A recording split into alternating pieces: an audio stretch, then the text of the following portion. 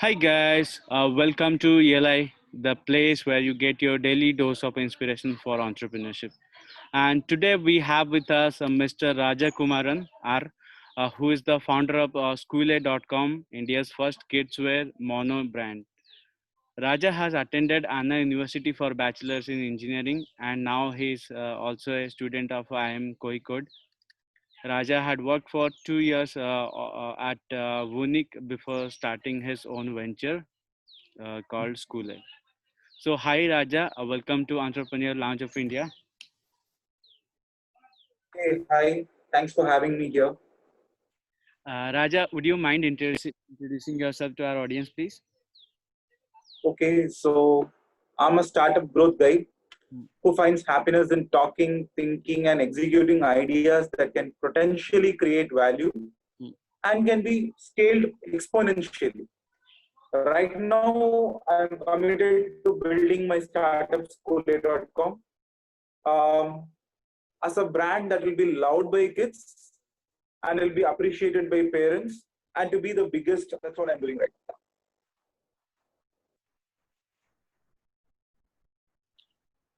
right. So, Schoolay.com, can you elaborate? Can you tell us in detail, like uh, what kind of products do you sell, and what is the medium through which you sell? Uh, Anything on that? Okay, Schoolay works with a tagline of play it, wear it, learn it. So we initially started our idea from a scratch level where if we ask a question, how many men's brand do you have today? You will tell me, Priya, can you tell me 15 men's brand? You will tell me 15. If I ask you, can you tell me 10 women's brand in India? You will tell me exactly easily 10 brands. And Right. if you ask a woman, she will tell her 150. But the moment I ask if there is a kids brand, we won't cross two or three. And all these three brands most probably will be from the foreign brands of Zara Kids, H&M Kids, or miniatures of some other adult brand. Hmm, hmm, So when you look at the cross-market functionalities, that doesn't work that way. Kids need something special.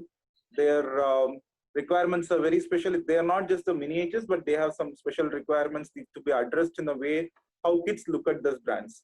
So we want to evolve and build a brand that will help kids, and also we want to put an end to the gender-based clothing. Most probably, even in sports or even in today's schools, when we go to schools today, hmm, at the age of 10, we have kids wearing a skirt. hmm, So hmm, we want to tell at the age of 10 how to sit to a girl kid, hmm, which we found it a super bad thing which we found. And we wanted to give schools a unisex uniform, which hmm, is gender neutral and boys and girls wear the same stuff. And the uniform should enable them to perform better. hmm, hmm, So end of the day, we are making a fashion, clothing and everything towards a sports culture, which hmm, will enable all the kids, irrespective of being a boy or a girl. hmm. And this the entire brand and the products are being built from a parent's perspective or more specifically a mother's perspective. Okay. So moment we build a brand, we get it convicted by a lot of mothers. That's what we do. If the product doesn't get a very good conviction from mothers, we don't launch it.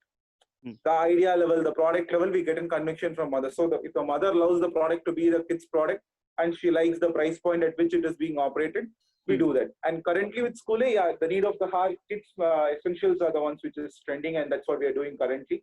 We hmm. are making the kids essentials and protective gear category range as well. And that's what we primarily do. Right. So, how did you think of getting into kids wear a segment?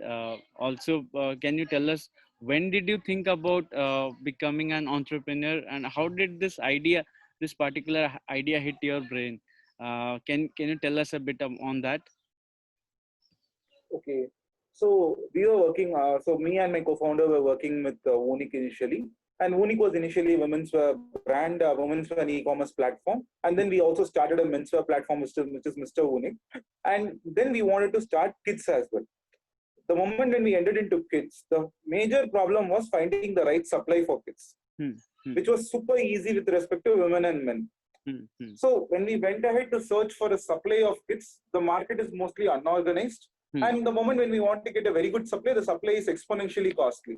hmm, So, and you find a lot of brands in this place of party wear or occasional wear for kids. But hmm, on a day-to-day wear, say, if you want a nice night dress for kids, or if you want a nice t-shirt and a track pant, it was quite difficult for us to get the supply sourcing from a very high perspective. We had to go to the major brands which are super costly and who will be building the miniature of their own products. And this was the major reason which made us focus towards the kids segment.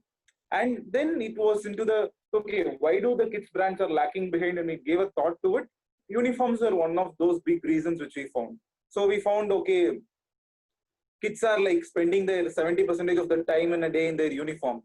So the change has to start from the uniform level. So now we have a uniform range and we do have a B2C range. So kids can live in our uniforms from 8 o'clock to 6 o'clock, and then they can sleep in our B2C range for the whole day. So we are a 24-hour brand for kids right now.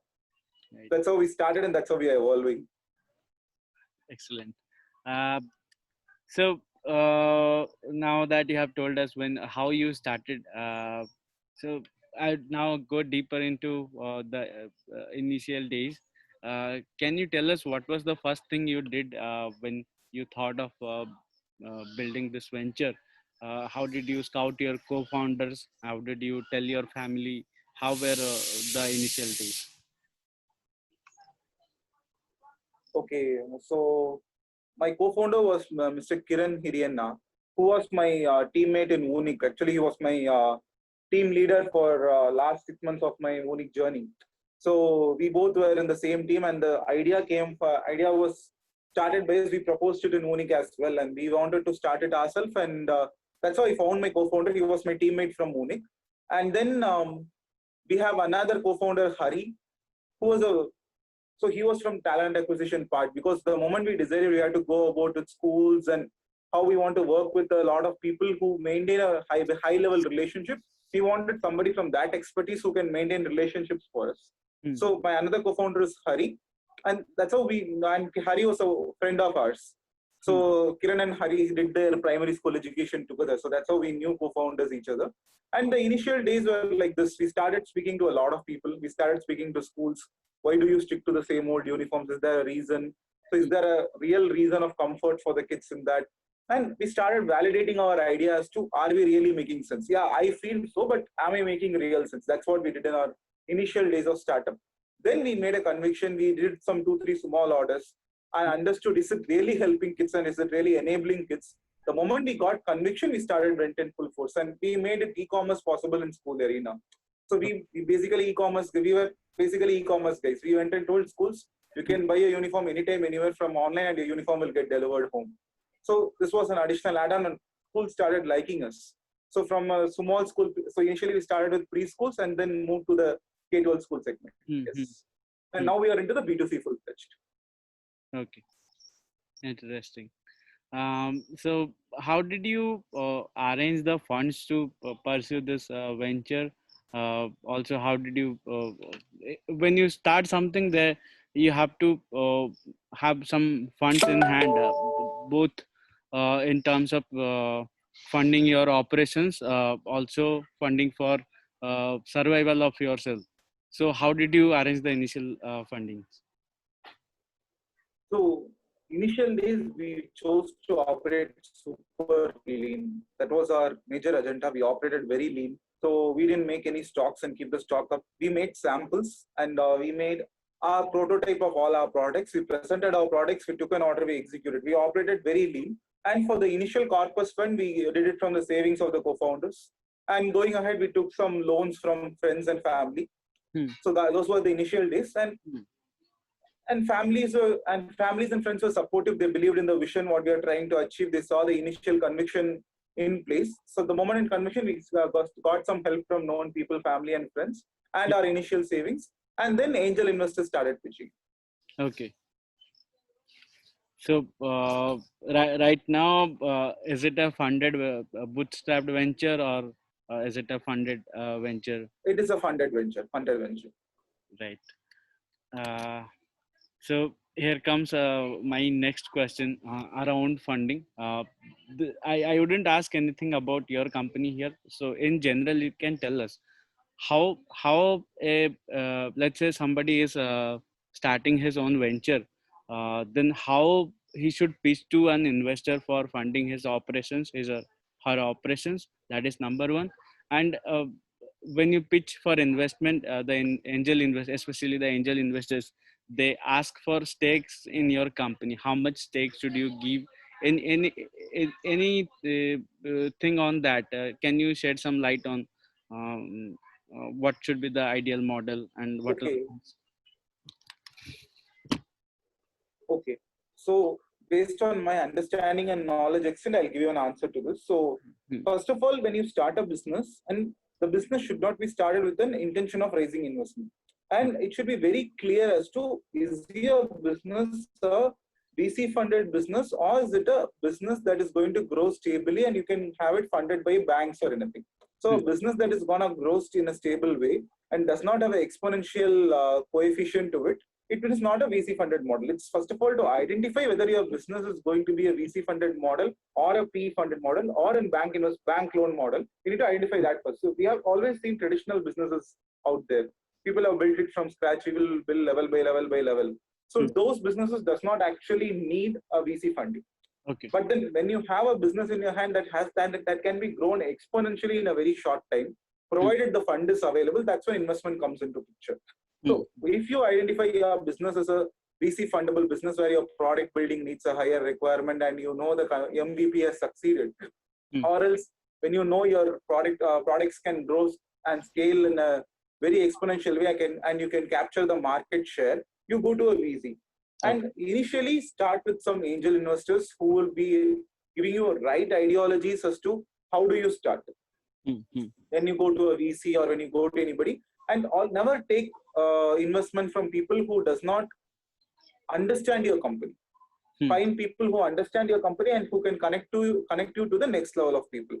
Hmm. And with respect to stake and respect to amount you give for investment, it's all depending on what is your current model and how scalable it is and how people value your model. So see, valuation doesn't have a real formula today.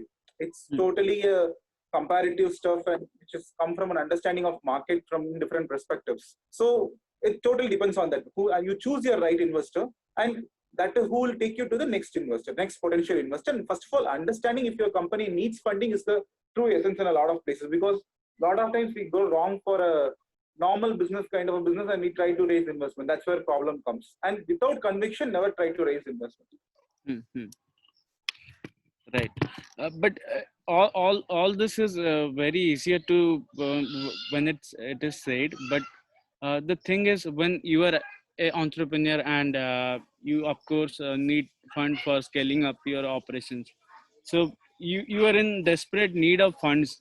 So how is the actual situation is like when when you have approached a VC and he's saying I'll fund you. So tell me how much stakes you want to give, and what is the amount you are looking for. How do you decide those numbers? What is the thought process and usual process behind it? Okay. Okay, this is how it starts, right? So you first list down how much fund do you want. Doesn't start from a place how much you want to liquidate or how much stakes you want to give. First, you will list down as to what is the fund requirement that you will be requiring to make this product to the next level of success. Say the first level of success. Then, for that funding requirement, you will go to an investor. You don't have to think about a VC or a PE or an individual. You go to an investor, tell this is the fund required to take the startup to a X level. And for this fund requirement, and I am expecting this fund to come in a X valuation or a Y valuation. So if the valuation is going to match the market standards, and if the valuation is going to match your competitors' valuation in the current place, or if you are a initial mover, then that is completely different proportion. But if you have identifiable people who are on the same lines, if this marketing valuation is going to be on par and matching the valuation expectations of the investor and compared to your competitors, and that's how your stakes are being decided. It doesn't depend on how much I want to liquidate. It majorly depends on how much this idea needs to scale to this first level of success. And initially, when you raise the angel investments, you don't give stakes actually. You need not necessarily give stakes. You can go with convertible equities. When you raise your initial first round of Series A or something, then you can allocate your, because you'll go for discounted allocation of equity for them. So initially, you don't have to really decide your valuation and raise funding. Right. Uh, well, there are some technical terms not all founders are aware about it. But anyway, the next question is, how do you find the angel investor? How do you reach them? Where is the place you reach them?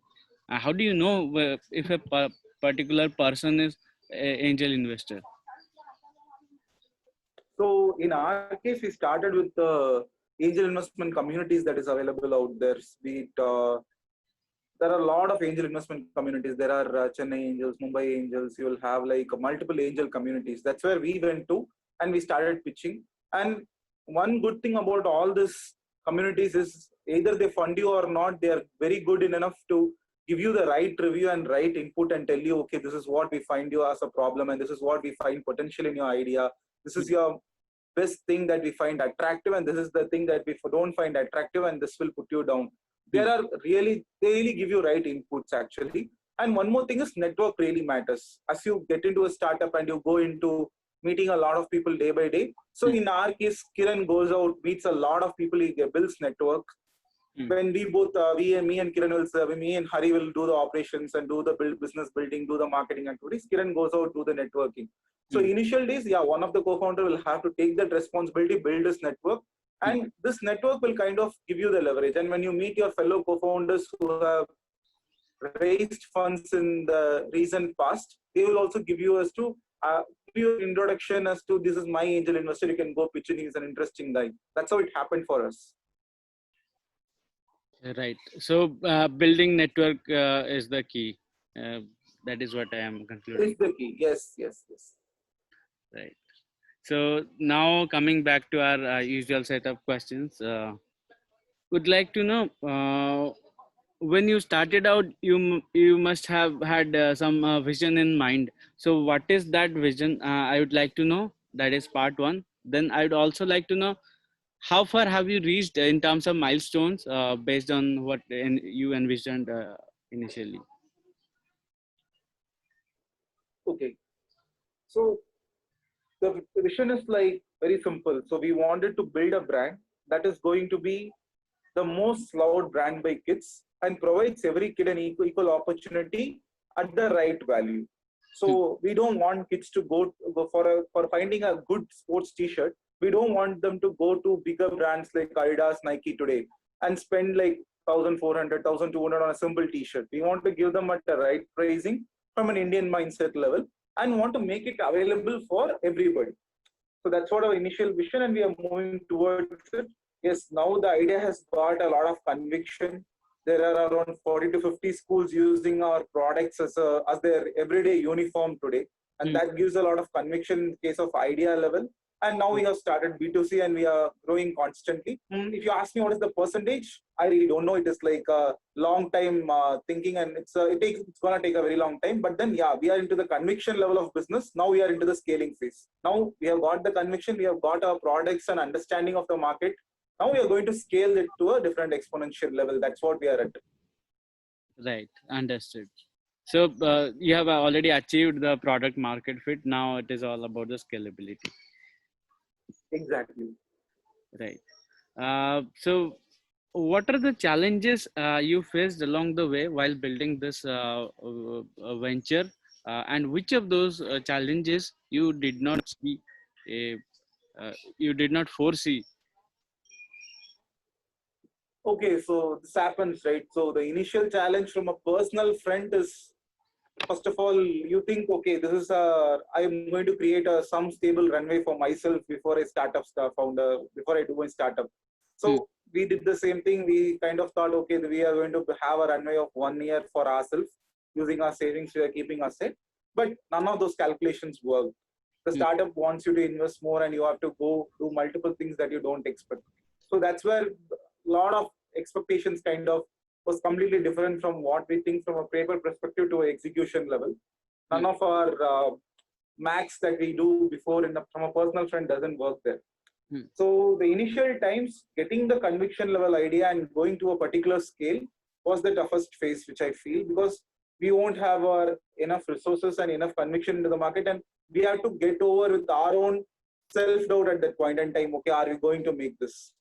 So one is getting the initial customers to trust you is the very difficult part, but we foresee, because you are new to the market and you are getting into a B2B in the first place, and you want major schools to believe you for their kids' everyday uniform. So building the trust was the first problem, and then what we did was initially managing our funds was the second issue we had initially, but we could comfortably manage it. Right. And anything on COVID? How when I take interviews with founders, they say COVID was one of the challenge they did not foresee. Uh, so, how was COVID for you? How is it working out for you? Is it? The COVID is definitely something we also didn't foresee. That is having a very high mark on our business as well.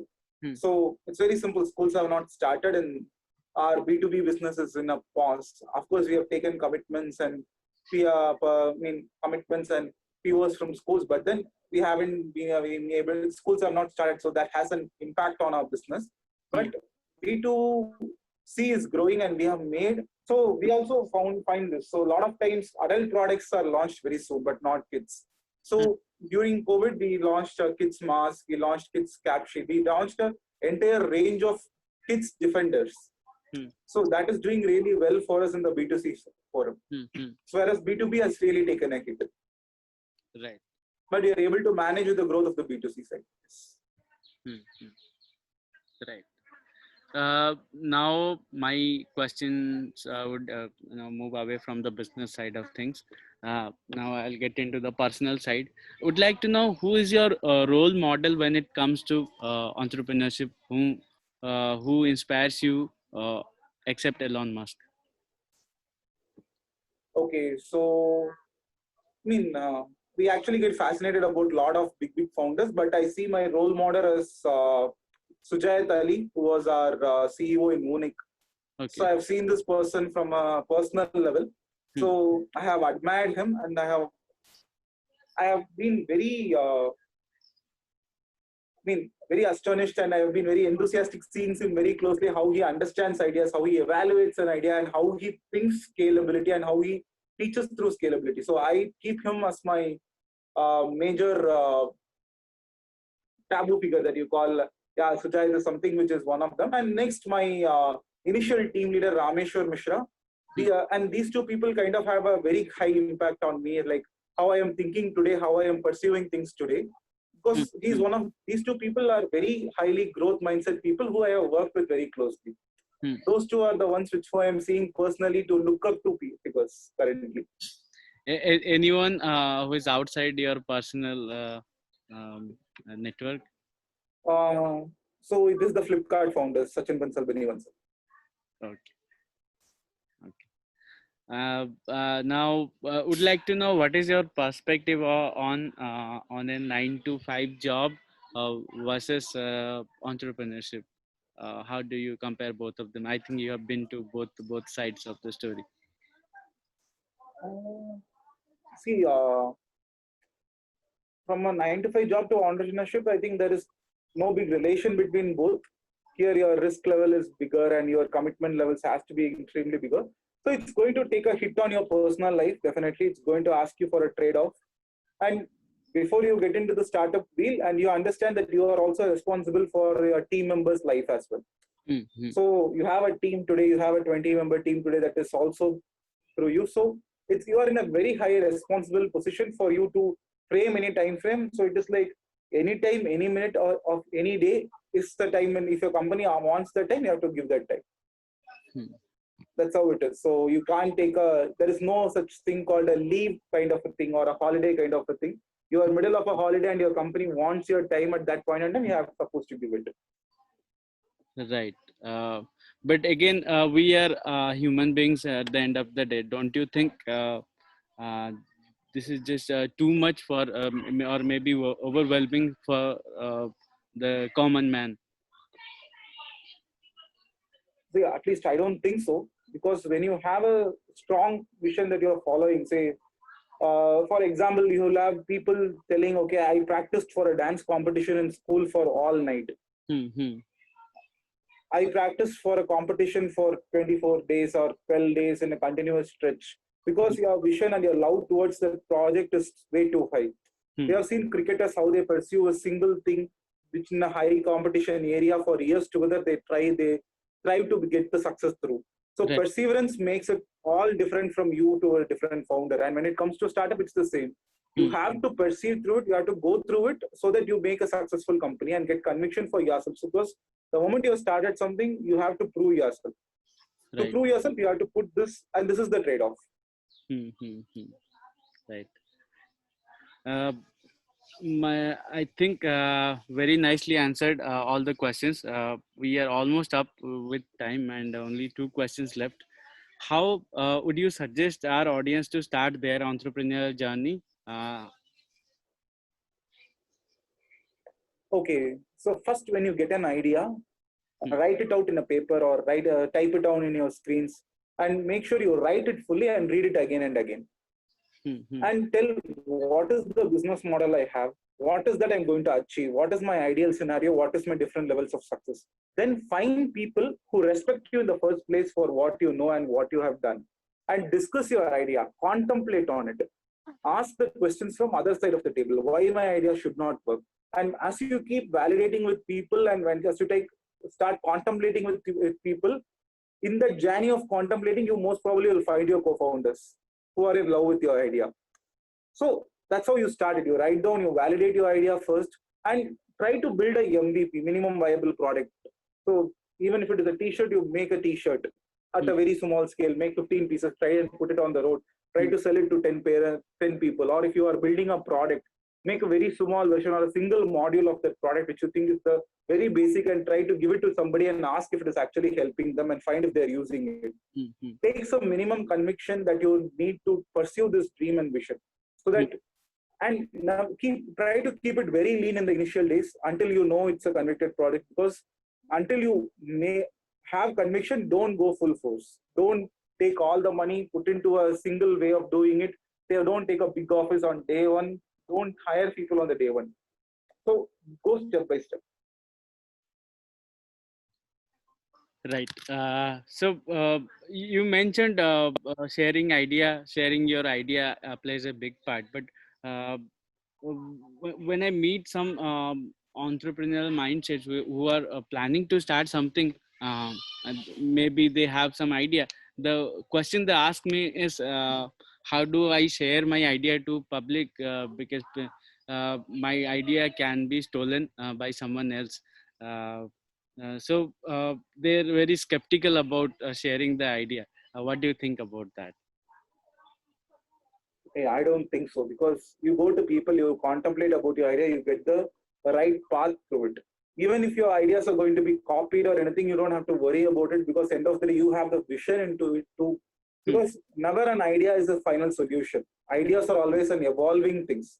If Hmm. you don't have the basic understanding of why this idea evolved, you won't be able to evolve to the next step of it. So Hmm. that is not a problem at all. Hmm. If they are the right people who can give you right inputs, go discuss your idea with them.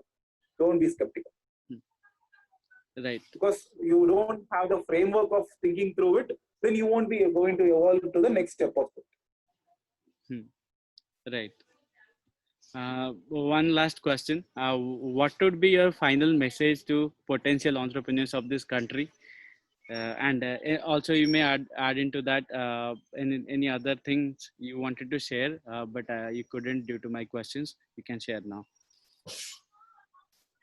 So message is simple: look out for opportunities. That's the first thing. So India is a country of opportunity, that we have a lot of things yet to be fulfilled. So look out for them. And when you going to solve a problem, first identify who's your customer and jot down how you are creating value to your customer. These are few basics that everybody does. So identify who's your customer, what is the value you are going to create your customer, and is that value creating going to give you the business model and the business viability of doing it. So understand these things in the initial stages and try to keep it as lean as possible, because from a see, I love this thing called lean way of doing business. So I'm very much inclined towards it. But it's up to you to build. Nobody can tell you better than nobody from your own understanding can give you a vision as to how to build your own business.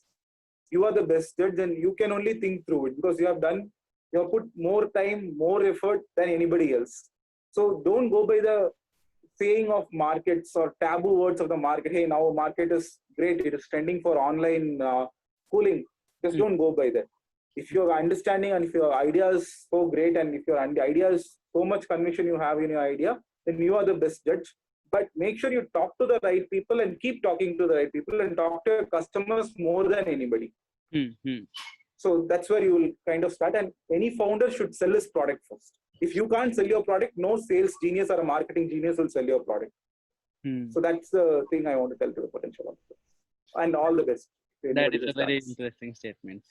It was a pleasure to have you here at ELI. I think our audience would have got lifetime lessons from this video. Thanks for your time, Raja, and our best wishes for Skule. Hey, thanks a lot. Yeah. Viewers, you can follow Raja and connect with him on LinkedIn by searching for Raja Kumaran R. Also do visit Skule website by typing skule.com. So whom do you want to have here at at ELI for next episode? Do let me know in comments below. Do not forget to subscribe to our channel. We will be back before you know it. Stay tuned to Entrepreneur Launch of India.